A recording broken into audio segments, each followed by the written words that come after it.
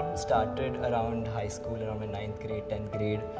I could deal with the acne part of it, but the whole issue was my skin didn't feel healthy. I could notice, into my 20s, I could notice a lot of fine lines around my eyes and a lot of uneven skin tone and a lot of hyperpigmentation around my cheek area. And I felt like there were too many pores on my nose which were very visible, which made me really shy away from the camera in a social setting.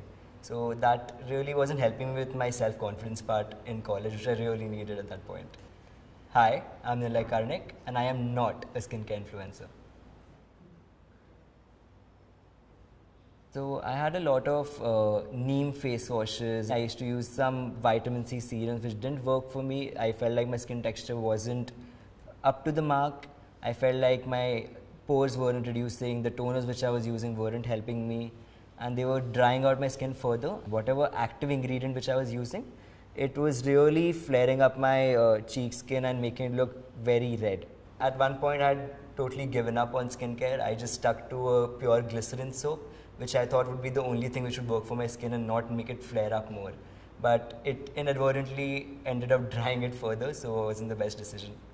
So back in college, I used to live in a boys' hostel, and I was dealing with a lot of self-confidence issues, but there was a general notion about boys not really being into skincare, and that really made me think if I should divulge the issues which I'm facing to my friends. Would they judge me? Is that something okay to say as a boy? So that was like an added pressure to the whole self-confidence issue which I was already facing. But eventually I had to decide for myself that it doesn't matter, I have to take care of my own skin. If I'm investing in something, I want it to work for me.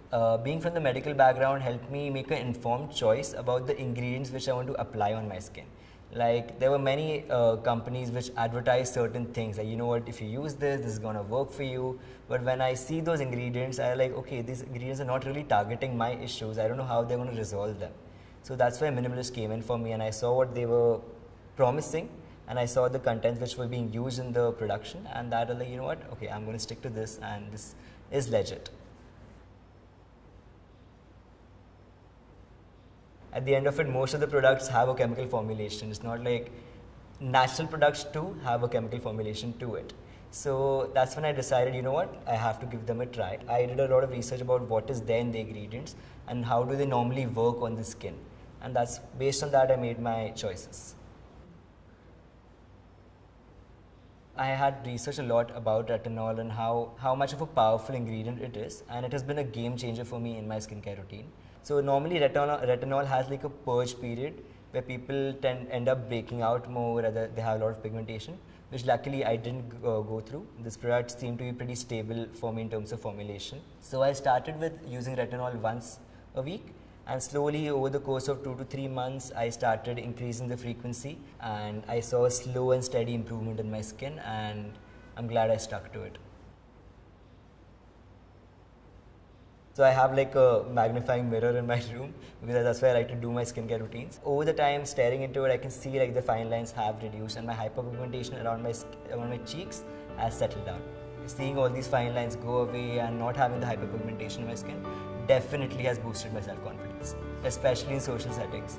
Like, my college me would have been proud of me right now. It was definitely worth it, definitely